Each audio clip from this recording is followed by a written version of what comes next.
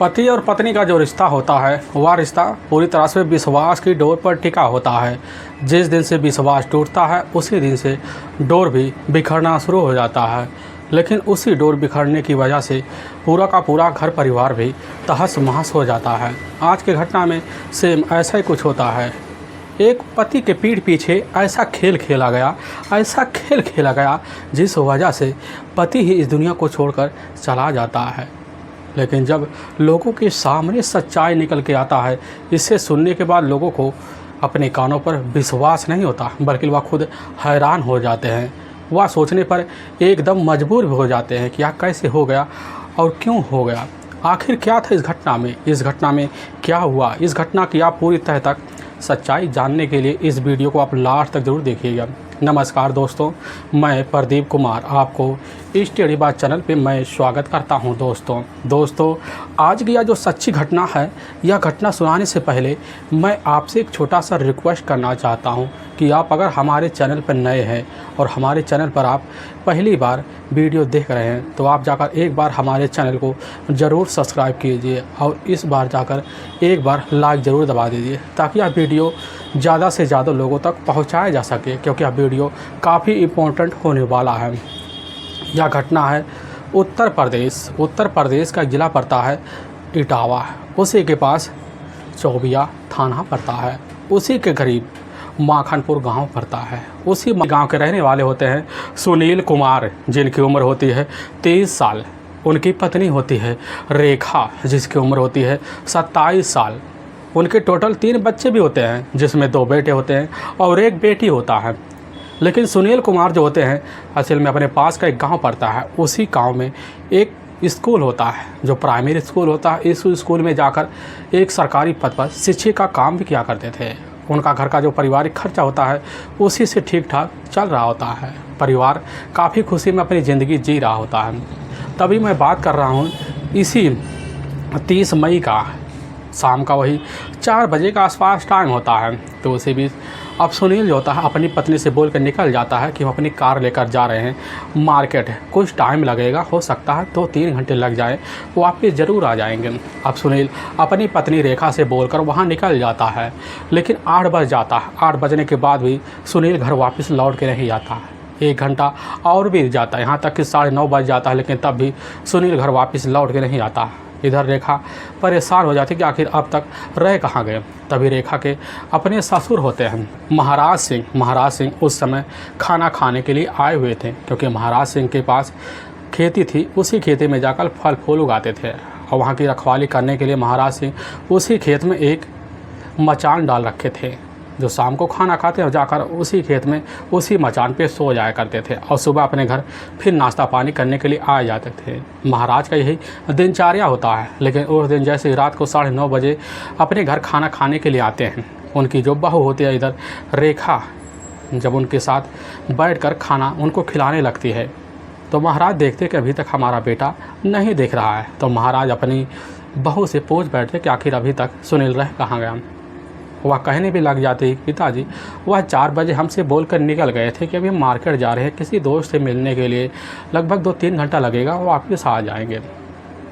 अभी तक वह लौट के वापस नहीं आए। और जैसे यह बात उधर महाराज सिंह सुनने के बाद एक बात उनको अनक सी लगती है। अपनी बहू से कह देते हैं, क्या तुमने उसके पास फ़ोन किया? रेखा कह देती, हमने तो अभी तक उनके पास फ़ोन नहीं किया, क्योंकि हम काम में काफ़ी ज़्यादा व्यस्त हैं। हम महाराज तुरंत अपना मोबाइल निकालते हैं। निकालने के बाद सुनील के मोबाइल नंबर पर कॉल कर देते हैं। लगाते ही वह मोबाइल नंबर स्विच ऑफ बता देता है। इधर महाराज काफ़ी ज़्यादा हताश हो जाते हैं कि आखिर सुनील का मोबाइल नंबर कैसे स्विच ऑफ हो गया। बार बार फ़ोन लगाते हैं, हर बार सुनील का मोबाइल नंबर स्विच ऑफ बता देता है। तभी उनको ध्यान आता है कि सुनील का एक अपना करीबी दोस्त है सुखबीर सिंह, जो पास का गांव कुसली गांव पड़ता है, उसी गांव का रहने वाला है। उसी बीच महाराज होते हैं सुखबीर के मोबाइल नंबर कॉल कर देते हैं। कॉल रिसीव सुखबीर करता है। उसी में महाराज कहने लग जाते हैं, क्या सुनील तुम्हारे पास गया है? और सुखबीर यह बात सुनता कहने लग जाता है कि सुनील तो हमारे पास आए ही नहीं और ना हमसे उनसे बात हुई है। यह बात इधर सुनील के जो पिता होते हैं महाराज सुनते हैं तो उनको काफ़ी अचंभा लगता है। सारी बात सुखबीर से बता देते हैं और सुखबीर जैसे सुनता है उसी समय अपने घर से इजाज़त लेकर सुनील के घर आ जाता है। के बाद महाराज के साथ मिलकर और ज्योति रेखा के साथ मिलकर इधर सुनील की तलाशी करना शुरू कर देते हैं। पूरी गांव तलाशी करते हैं। करते करते पूरी रात बीत जाता है, लेकिन सुनील तब भी घर लौट के वापस नहीं आता। सुबह का टाइम आ जाता है। सुबह के टाइम में सुखबीर जो होता है इधर पूरे परिवार को लेकर काफ़ी ज़्यादा परेशान हो जाता। हो सकता है कहीं चला गया हो। यह बात भगवान सुनते हैं। सुखबीर के द्वारा कहने लग जाता है, ठीक है बेटा, तो अपने घर चले जाओ। सुखबीर वहाँ से अपने घर चला जाता है, लेकिन पूरा का पूरा दिन बीत जाता है। सुनील अपने घर वापस लौट के नहीं आता। इसी बीच शाम का टाइम होता है। शाम के टाइम में रेखा के पास एक कॉल आता है। वह कॉल किसी अनजान व्यक्ति का होता है। रेखा उस कॉल को रिसीव करती है। वह व्यक्ति इतना बोल देता है कि सुनील का जो कार है वह कार कानपुर के रेलवे स्टैंड में खड़ा पड़ा हुआ है, और तुरंत फ़ोन कट जाता है। रेखा उस नंबर को दोबारा कॉल करती है, लेकिन तभी वह नंबर स्विच ऑफ बता देता है। अब रेखा उस नंबर पर 1 घंटे बाद फिर कोशिश करती है, लेकिन तब भी बंद बताता है। रेखा काफ़ी ज़्यादा हताश हो जाती है कि आखिर यह व्यक्ति फ़ोन करने वाला था कौन, यह क्यों किया। लेकिन यह बात इसने कैसे बता दिया कि आखिर तुम्हारे पति सुनील का जो कार है वह कानपुर के ही रेलवे स्टैंड पर खड़ा हुआ है। इधर जैसी यह बात रेखा सुनने के बाद अपने ससुर अब जो होता है महाराज सिंह के पास जाती है। उनको सारी बात बता देती है। महाराज सिंह तुरंत ही सुखबीर के पास फ़ोन कर देते हैं। अब सुखबीर के पास फ़ोन करने के बाद सुखबीर से कहने लग जाते हैं कि बेटा, हमारी जो बहू है रेखा के पास एक अनजान नंबर से कॉल आया था। उस व्यक्ति ने बोला कानपुर रेलवे स्टेशन के स्टैंड जो है उसी पर सुनील का कार खड़ा हुआ है। अब सुखबीर यह बात सुनने के बाद तुरंत होता रेखा के घर पहुंचता है। उसके बाद महाराज सिंह और साथ में रेखा को अपनी कार में बैठाता है। बैठाने के बाद अपना कार उसके समय ले जाना शुरू कर देता है। कुछ घंटों का सफ़र तय करता है और कानपुर रेलवे स्टैंड में पहुंच जाता है। और जब पहुंचता तो वहां पर सही में सुनील का कार खड़ा हुआ है। उसको अपने साथ लेने के बाद जो होता वह कार किसी दोस्त के सहारे रेखा के घर लेकर उस कार को छोड़ देता है। तभी गांव के लोग जो होते हैं अब उस समय महाराज के घर आ जाते हैं। उनके से आने के बाद उनसे कहने लग जाते कि तुम्हारा बेटा घर वापस लौट के आया क्या। महाराज सिंह कहने लग जाते कि अभी तक हमारे बेटे का कोई अता पता नहीं चला, हमें लग रहा कुछ उसके साथ हो ना गया हो। उनके मन में काफ़ी आशंकाएँ जन्म ले लेती हैं, और जब जन्म ले लेती हैं तो अपने बेटे की इसी आशंकाएँ को लेकर उसका काफ़ी तलाशी करते हैं। ऐसे तलाशी करते करते लगभग 5 दिन का वक्त बीत जाता है। तभी उन्हीं का अपना एक हितैषी होता है जो महाराज को एक सलाह देता है। उसी सलाह के द्वारा जो होता है महाराज अपनी बहू रेखा को साथ लेते हैं, साथ में सुखबीर को भी साथ लेते हैं। तीनों मिलकर अपने नज़दीकी पुलिस थाने चौबिया पहुंच जाते हैं। वहां के SHO भी होते हैं। SHO के सामने अपने बेटे सुनील के बारे में महाराज पूरी बात रख देते हैं। उनका फ़ोटो SHO को दे देते हैं, मोबाइल नंबर भी दे देते हैं। और वहाँ के SHO जो होते हैं उस समय अब इधर महाराज से कह देते हैं कि आप अपने घर चले जाइए, आपका बेटा जहाँ भी कहीं होगा आपके बेटा जल्द से जल्द घर वापस आ जाएगा। अब इधर महाराज और साथ में उनकी जो बहू होती है रेखा और सुखबीर तीनों पुलिस की बात सुनते हैं। सुनने के बाद वहाँ पुलिस की जो टीम होती है इधर गुमशुदा का मुकदमा दर्ज कर लेते हैं। दर्ज करने के बाद तीनों वापस चले आते हैं। पुलिस उधर तलाशी करते हैं, लेकिन जब तलाशी करती इधर महाराज को लगने लगता है कि पुलिस इसमें काफ़ी ढिलाई बरत रही है। और गांव वाले भी जाकर महाराज से उनका हाल चाल पूछते हैं, उनके बेटे के बारे में जानकारी लेते हैं। इसकी खबर जाकर जहां पर सुनील जिस स्कूल में कार्यरत था वहां के टीचर को पता चलता, वह भी काफ़ी सहम से जाते कि आखिर सुनील चला कहाँ। और वहाँ के टीचर भी भड़क जाते हैं। भड़क जाने के बाद आकर कुछ और टीचरों को साथ लेते हैं और जाकर चौबिया पुलिस थाना पूरी तरह से धरने के तहत घेर लेते हैं। जब घेर लेते हैं काफ़ी हलचल सा मच जाता है और इसकी सूचना वहाँ के SHO को पहुँच जाता है। और जब पहुँच जाता है वहाँ SHO अपनी टीम सहित आते हैं। काफ़ी लोगों को समझाते बुझाते हैं कि सुनील जहाँ भी कहीं होगा पूरे ध्यान के साथ अपने घर आ जाएगा, आप लोग चले जाइए, सुनील को हम जल्द से जल्द ढूंढ लेंगे। अब पुलिस उनको काफ़ी ज़्यादा भरोसा दिलाती है। जब भरोसा दिलाती है तो जो टीचरें होते हैं सभी वहाँ SHO और साथ में पुलिस कांस्टेबल के ऊपर विश्वास कर लेते हैं, उनकी बात मान लेते हैं। पुलिस केस बांधने के बाद अपने घर चले आते हैं। अब पुलिस इस केस को काफ़ी संज्ञान से लेती है। इसकी सूचना वहाँ के इटावा जिला के SHO को भी दे देते हैं। और जब पाते हुआ भी संज्ञान में आते हैं। अब इस केस को छानबीन करने के लिए 2 टीमों का गठन कर देते हैं। दोनों टीमों में लगभग 7 और 8 लोग शामिल होते हैं। सभी लोग सुनील की तलाशी करना शुरू कर देते हैं, अपने अपने हिसाब से तलाशी करते हैं। काफ़ी लोग खबरी भी लगा देते हैं, खबरी जाते हैं, काफ़ी गांव में छानबीन करते हैं, लेकिन सुनील का कहीं अता पता नहीं चलता है। ऐसे तलाशी करते करते कुछ घंटों का वक्त और बीत जाता है। कुछ खबर ही होते हैं सुनील के गांव में पहुंच जाते हैं। अब सुनील को कुछ हितैषी होते हैं, उन्हीं से पूछताछ शुरू कर देते हैं। सुनील के जो हितैषी होते हैं वह कहने लग जाते कि साहब, सुनील का एक अपना करीबी दोस्त है सुखबीर सुनील से कुछ ही उम्र में छोटा है, लेकिन सुनील के घर उसका काफ़ी आना जाना लगा रखता है। और इसी बीच सुनील की पत्नी और सुनील के बीच काफ़ी दिनों से हम लोग देख रहे हैं कि झगड़े तकरार होते थे, लेकिन झगड़े तकरार का जो कारण है अगर देखा जाए तो सुखबीर बन रहा है। पुलिस वहाँ काफ़ी लोगों से और इस गहराई से जांच पड़ताल करवाती है, और जब जांच पड़ताल करवाती है तो पुलिस के सामने एक चौंकाने वाली बात निकल के आ जाता है। पुलिस को पूरा विश्वास हो जाता है, और उसी विश्वास के तहत जो था पुलिस की टीम अब जाती है सुखबीर और साथ में सुनील की जो पत्नी होती है रेखा, दोनों का मोबाइल नंबर का पूरा CDR डिटेल निकलवा लेती है। 3 महीने का CDR डिटेल निकाला जाता है, और उसी CDR डिटेल में एक चौंकाने वाली नंबर निकल के आ जाता है, और उसी नंबर पे रेखा का जब नंबर होता है तो देखा जाता है उसी नंबर से लगभग 3 महीने से लगातार दिन में कई बार बातें होते थे।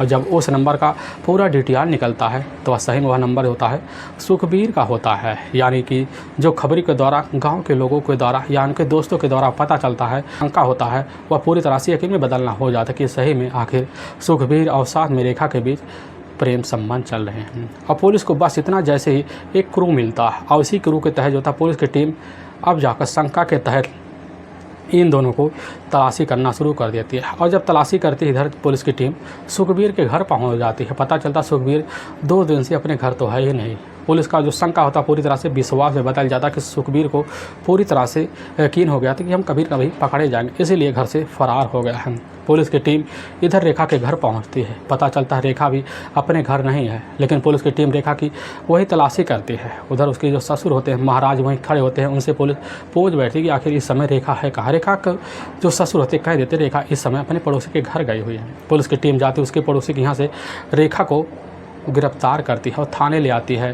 थाने ले आने के बाद पुलिस की टीम उससे बैठा कर कुछ पूछताछ करती है, और जब रेखा से पूछताछ करती है रेखा पुलिस के सामने तुरंत ही सुखबीर का नाम ले लेती है। और नाम लेने के बाद पुलिस का जो टीम होती है अब सुखबीर को अपने कस्टडी में लेने की लग जाती है। काफ़ी तलाशी करते हैं, तलाशी करते करते लगभग 24 घंटा का वक्त बीत जाता है। तभी 7 जून का दिन होता है, शाम का टाइम होता है। उसी बीच कुछ खबरी होते हैं, उन्हीं खबरियों को पता चलता है इस समय सुखबीर जो होता है अपने गांव के बाहर एक टेबल है, उसी टेबल में बैठकर कुछ लोगों के साथ पार्टी कर रहा है।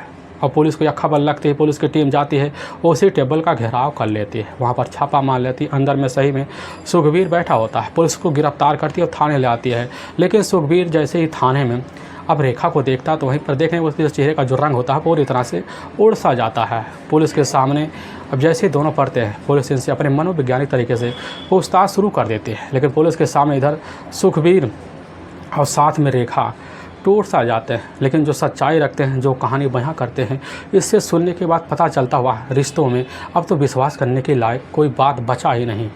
उत्तर प्रदेश का जाना माना एक शहर पड़ता है कानपुर, उसी का कस्बा लगता है। उसी कस्बे के रहने वाले होते हैं भगवान दीन, उनकी पत्नी होती है रुचि, जिनके टोटल 3 बच्चे होते हैं। 2 बेटियां होती हैं और 1 बेटा होता है। बड़ी बेटी होती है रेखा और छोटी बेटी है सुरेखा, और सबसे छोटा जो बेटा होता है अरुण। सुरेखा जो होती है देखने में काफ़ी चंचल भी थी और पढ़ाई में काफ़ी तेज तर्रार भी थी, लेकिन सुरेखा से भी तेज़ थी रेखा। रेखा भी पढ़ने में काफ़ी तर्रार थी और तेज़ चंचल भी थी और खूबसूरत भी थी। उसके लोगों से काफ़ी अच्छा बैठका भी होता है, बोलने चालने में 1 नंबर की थी। रेखा अपने ही कॉलेज में पढ़कर अच्छे नंबरों से पढ़ाई जब पास कर लेती है, करने के बाद जो होता है उसके जो पिता होते हैं इधर भगवान दिन अपनी बेटी के लिए नौकरी की तलाशी करना शुरू कर देते हैं। काफ़ी वर्ष लग जाते हैं अपनी बेटी की नौकरी की तलाशी करते करते। तभी भगवान दिन के कुछ अपने हितैषी होते हैं जो काफ़ी बड़े पोस्ट पे होते हैं, उन्हीं के साथ जाकर जब मिलते हैं तो भगवान दिन के जो रिश्तेदार होते हैं वह रेखा की नौकरी जो होता है वही पास का एक गांव पड़ता है। उसी गांव में एक प्राइमरी स्कूल होता है। उसी प्राइमरी स्कूल में जाकर महिला टीचर, सरकारी टीचर के तौर पर वहाँ रेखा की नौकरी लग जाती है। और जब नौकरी लग जाती रेखा अपने घर परिवार की जिम्मेदारी अपने बलबूते पर उठा लेती है। लेकिन एक पिता होता है जो सोचता अपनी बेटी को कैसे ना तैसे कर कुछ शादी कर दिया जाए ताकि अपने मन का बोझ हल्का हो जाए। और इसी बीच भगवान दिन भी सोचने लग जाती कि अब रेखा अपने पैरों पर खड़ी हो चुकी है, क्यों ना उसके लिए रिश्ते की तलाशी किया जाए। इधर रेखा को पता चलता है, रेखा जो होती है अपने पिता के सामने खड़ी हो जाती, कहने लग जाती पिताजी हमें हमारे हिसाब से लड़का चाहिए, यानी कि हम जैसे भी सरकारी पद पर हैं वैसे वह भी सरकारी पद पर रहना चाहिए। उसके पिता भगवान दिन रेखा की बात सुनते हैं अब सुनने के बाद उसी हिसाब से लड़के की तलाशी करते हैं। भगवान दिन के कुछ अपने रिश्तेदार होते हैं, जब मौके पर एक इंजीनियर होते हैं, उन्हीं के द्वारा पता चलता है कि इसी इटावा का जाना माना जो कस्बा पड़ता है उस चौबियापुर गांव पड़ता है, उसी गांव के रहने वाले होते हैं महाराज। अब उनका एक बेटा होता है, वह बेटा होता है सुनील, जो मौके पर गांव के बाहर वह भी एक सरकारी टीचर पर तैनात है। यह खबर जैसे इधर लगता है, लगने के बाद तुरंत होते हैं इधर।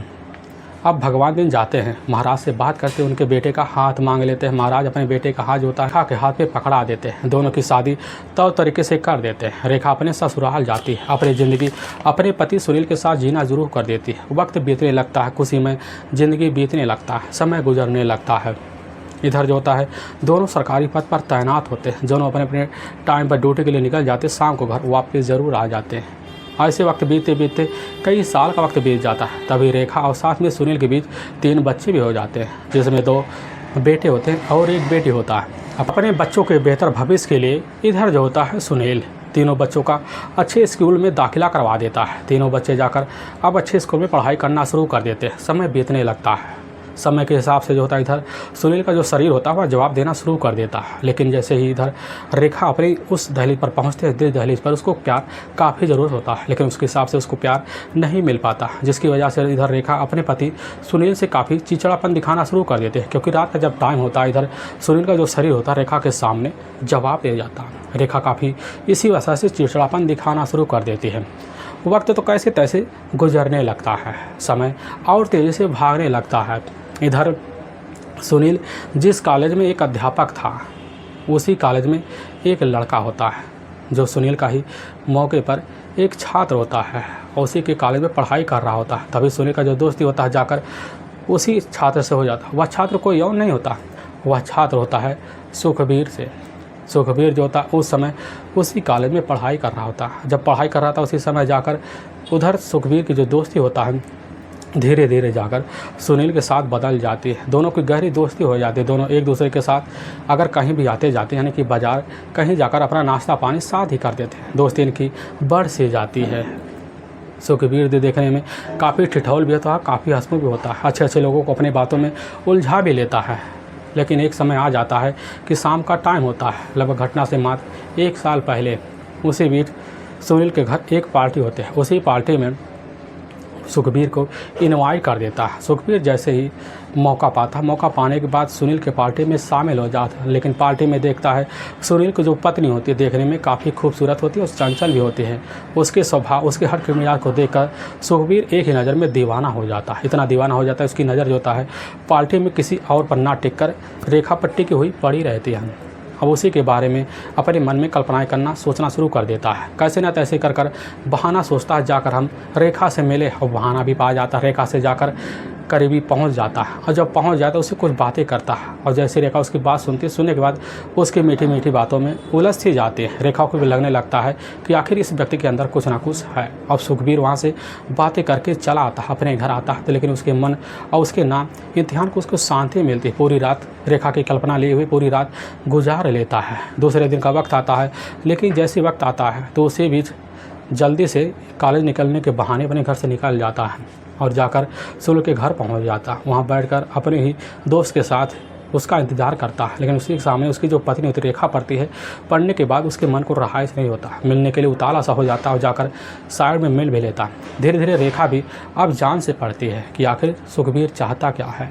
रेखा के मन में एक उचाल सा मानना शुरू हो जाता है, सुखबीर के भी मन में एक उचाल मानने लगता है। दोनों तरफ से हिलोरे शुरू हो जाते हैं, दोनों के मन प्रेम प्रसंग की भावना जाग पड़ती है। लेकिन जैसे इधर सुनील को मौका मिलने के बाद धमक जाता और रेखा के साथ बात करता और उससे दोस्ती का हाथ बढ़ा देता और उसको भाभी भाभी कहता और भाभी के बीच जो होता हंसी मजाक ठिठोले शुरू हो जाते हैं।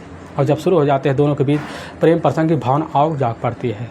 यानी इनको सुनील रोकने वाला नहीं होता, क्योंकि सुखबीर के ऊपर काफ़ी ज़्यादा विश्वास करता है। जब भी मन होता तो सुखबीर सुनील के बिना रहने पर उसके घर पहुंच जाता है। पहुंचने के बाद उसकी पत्नी से भाभी में कहकर बातें करता है। लेकिन सुनील कभी कभी गंदी इशारे कर देता, लेकिन उस बात को सुनकर और उसकी नज़रों को देखकर रेखा कुछ भी कह नहीं पाती थी, सिर्फ हंसती थी। अब इधर सुनील भी समझ जाता रेखा अब हमारे पर पूरी तरह से ध्यान देना शुरू कर दी है। लेकिन रेखा के मन में भी हिलोरे मानना सुखबीर के लिए शुरू कर देते। दोनों के बीच प्रेम प्रसंग और चढ़ना शुरू हो जाता। वक्त गुजरने लगता है। गुजरते गुजरते लगभग 2 महीने का वक्त गुजर जाता। तभी एक दिन सुखबीर जैसे ही सुनील के घर पहुंचता, पता लगता ना सुनील है ना महाराज सिंह है। दोनों घर नहीं है। मौके पर वहीं घर में अकेली रेखा बैठी होती है और बाल संवार रही होती है। उसी के पीछे जाकर सुनील खड़ा हो जाता है, लेकिन रेखा जैसे नज़र घुमाती है, देखती है पीछे सुखबीर खड़ा हुआ है और देखकर एक बार मुस्कुरा पड़ती है। वह समझ जाता है सुखबीर अब तो रेखा पूरी तरह से तैयार है। इशारा करता है। इशारा करने के बाद रेखा उसके इशारों को समझ लेती है। तुरंत उसका हाथ पकड़ने के बाद अपने बेडरूम में ले जाती है।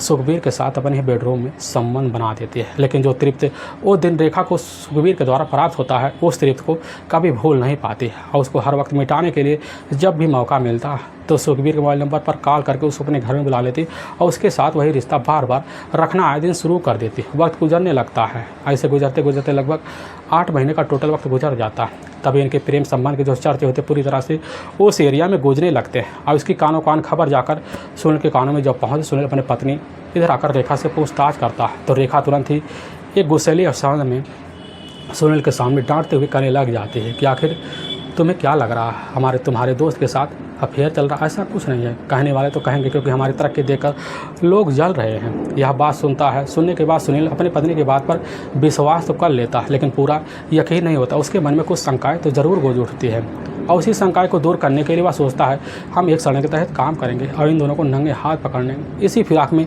लगा भी रहता है। तभी एक दिन दोपहर का टाइम होता है। उसी बीच सुनील अपने कॉलेज में होता है, पढ़ाई करा रहा था, लेकिन कॉलेज में जैसे लंच होता है तो अपने घर के लिए निकल जाता है बिना अपने पत्नी के पास फ़ोन करते हुए। और जैसे घर पहुंचता देखता दरवाज़ा तो खुला हुआ है और दरवाजे के अंदर जैसे प्रवेश करता है देखता उसकी जो पत्नी रेखा और साथ में उसका जो अपना दोस्त है सुखबीर, उसके पत्नी के साथ दोनों हम बिस्तर हुए पड़े होते हैं। यह नज़ारा जैसे इधर सुनील देखता दंग सा रह जाता है और सुखबीर देखता तो वहाँ से फरार हो जाता है। अकेली पाकर वहीं अपनी पत्नी का पिटाई कर देता है और उसको समझा बुझा देता है कि आज के बाद तुम्हारा उसके साथ मिलना बंद है। यह बात जैसे ही रेखा अपने पति के द्वारा सुनती है तो पैर पर पकड़कर माफ़ी मांग लेती है। अब इधर सुनील भी सोच लेता है कि हो सकता है आगे चलकर हमारी पत्नी सुधर जाए। कुछ दिन तो देखता है दोनों दूरियां बना के रखते हैं, लेकिन इधर सुनील और सुखबीर का मिलना जुलना भी बंद होता है। लेकिन जब भी सुनील अपने कॉलेज जाता तो वहाँ पर सुखबीर के दर्शन जरूर हो जाते हैं और जब दर्शन हो जाते हैं तो कैसे ना तैसे कर दोबारा सुनील जो था सुखबीर से दोस्ती का हाथ बढ़ा लेता है और जब दोस्ती हो जाते हैं तो दोस्ती के बीच होता है इनका फिर से वही घुलना मिलना चालू हो जाता है, घूमना फिरना चालू हो जाता है। लेकिन इधर जो होता है सुनील अपने पत्नी रेखा के ऊपर काफ़ी विश्वास कर पड़ता है कि आखिर अब रेखा तो सुधर गई है। दोबारा अपने दोस्त को जो होता है इधर सुखबीर को अपने घर लाना शुरू कर देता है। कुछ दिन तो इनके सामने एक बार हाल चाल स्वभाव की अवस्था में देखता है कि वो लोग तो सही हो गए हैं, लेकिन जैसे आना जाना शुरू कर देता और जैसे इधर सुखबीर को मौका मिलता रेखा से मिल लेता और जाकर उसके साथ चोरी छुपे मिलकर फिर वही रिश्ता रख लेता और रिश्ता दोबारा शुरू सा हो जाता है। वक्त गुजरने लगता है और इसी वक्त के साथ इधर रेखा अपनी ज़िंदगी से काफ़ी हताश सा हो जाती है और एक दिन वह जो होता है सुखबीर के जब रिश्ता रखकर सामने उठ जाती है तो सुखबीर से कह बैठती है कि लग रहा हमारा पति हमारे बीच में अड़ंगा बन रहा है और हमारी ज़िंदगी लग रहा काफ़ी नरक सा हो रहा है और हम तुमसे शादी करना भी चाह रहे हैं। इधर सुखबीर सुनने के बाद अचंभा सा रह जाते कि आखिर रेखा क्या कह रही है। सुखबीर उसी समय कह देता है कि तुम पूरी बात खुल के बताओ। रेखा कह देती है हम तुमसे तो शादी करना चाहते हैं। सुखबीर सुनता है, कहने लग जाता ठीक हम तो तुमसे शादी करने के लिए तैयार हैं, क्योंकि इसीलिए हमने अभी तक अपनी शादी नहीं की। इधर रेखा भी सुनती खुश हो जाती, कहने लग जाती है यह शादी तो हमारे पति के रहते हुए कभी नहीं हो सकता। तभी इधर सुखबीर कह देता आखिर इसका रास्ता तो बताओ। रेखा कह देती इसका रास्ता तुम्हारे पास एक है, क्यों ना अगर सुनील को हमेशा के लिए अपने रास्ते से हटा दोगे तो हमारी शादी काफ़ी आराम से हो जाएगा और जितना भी प्रॉपर्टीज़ है सब हमारे नाम तो हो जाएगा और बच्चों के नाम हो जाएगा और वो बच्चों और अपने को साथ लेंगे और तुम्हारे साथ ज़िंदगी बिताएंगे। यह बात इधर सुखबीर सुनता तुरंत ही अपनी ज़िंदगी और साथ में प्यार में इस तरह दीवाना हो पड़ता है जिसकी वजह से रेखा की बात मान लेता है। मानने के बाद जो होता है एक षड्यंत्र बनाता है। उसी षड्यंत्र के तहत इधर सुखबीर का एक अपना करीबी दोस्त होता है ओम प्रकाश जो होता है औरैया ज़िले के पास बंजराहरा गांव पड़ता है। उसी गांव का ओम प्रकाश रहने वाला होता है। ओम प्रकाश से जाकर मिलता है, लेकिन ओम प्रकाश उसकी बात तो नहीं मानता है। लेकिन इधर सुखबीर उसको लगभग 10,000 रुपये की लालच दे देता है, जिसकी वजह से ओम प्रकाश उसकी बात मान लेता है, उसकी षड्यंत्र में शामिल हो जाता है। इधर सुखबीर और साथ में रेखा दोनों अच्छे समय का इंतज़ार करते हैं। तभी 30 मई का दिन होता, वही शाम का टाइम होता। उसी बीच रेखा के पास एक फ़ोन आता। वह फ़ोन करने वाला सुखबीर होता। सुखबीर कहने लग जाता है कि इस समय अपने पति सुनील को हमारे पास भेजो। यह बात इधर रेखा सुनने के बाद कहने लग जाती, तुम क्यों ना खुद जो होता सुनील के नंबर पर कॉल कर लो। और सुखबीर तुरंत ही अपना मोबाइल निकालता है और सुनील के नंबर पर कॉल कर देता। कहने लग जाता कि दोस्त, आज हमारे दोस्त का जन्मदिन है, हम तुमको पार्टी देने के लिए इनवाइट कर रहे हैं।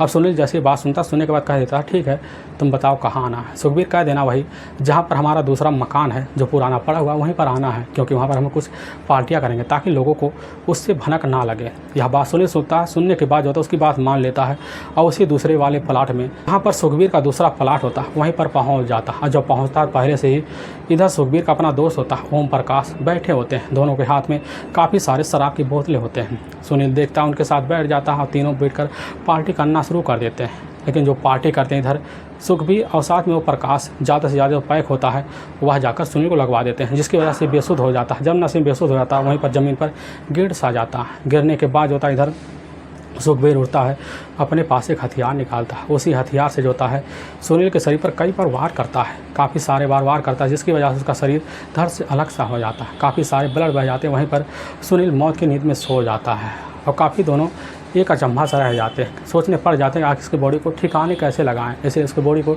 ठिकाने लगाने के लिए उसके बॉडी को कई टुकड़े करते हैं। टुकड़े करने के बाद पॉलीथीन में भरते हैं। भरने के बाद इधर जो होता है सुखबीर अपने उसी पुराने वाले मकान में ले जाता है।